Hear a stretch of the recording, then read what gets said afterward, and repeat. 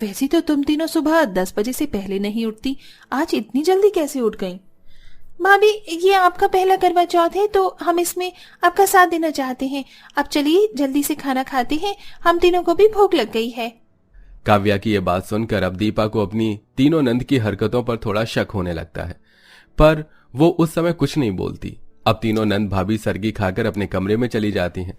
अब तक सुबह से दोपहर हो जाती है पर तीनों बहन अन्न का एक दाना तक नहीं खाती। ये देख दीपा अपनी तीनों नंद से कहती है, दिशा, काव्या, राधिका, दोपहर के 3 बज गए और अब तक तुम तीनों ने खाने को हाथ तक नहीं लगाया। तुम तीनों ने भी करवा चौथ का व्रत रखा है क्या? अरे भाभी, ये कैसा मजाक कर रही हो आप? करवा चौथ का व्रत सुहागन औरतें करती हैं, कुंवारी लड़कियां नहीं। अच्छा, हम तीनों बहन को हमारी एक फ्रेंड के घर जाना है, हम वहां से आकर खाना खा लेंगे। पर मेरी बात तो सुनो। राधिका बहाने बनाकर अपनी दोनों बहन के साथ बैग में सामान लेकर मंदिर चली जाती है और शाम के 4 बजे की कथा सुनती है।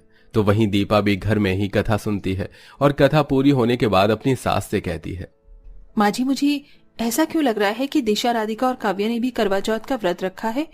बहू, मेरी बेटियों पर शक करना बंद कर, वो तीनों ऐसी नहीं हैं और वो तीनों क्या करेंगी करवा चौथ का व्रत करके।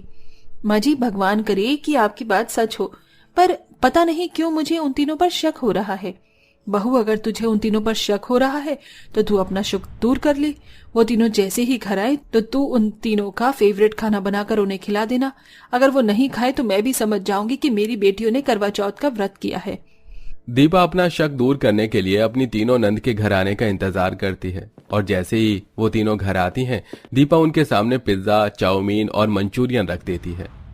देखो, आज मैंने तुम तीनों का फेवरेट खाना बनाया है, अब जल्दी से इसे खा लो। वैसे भी सुबह से तुम तीनों ने कुछ नहीं खाया है।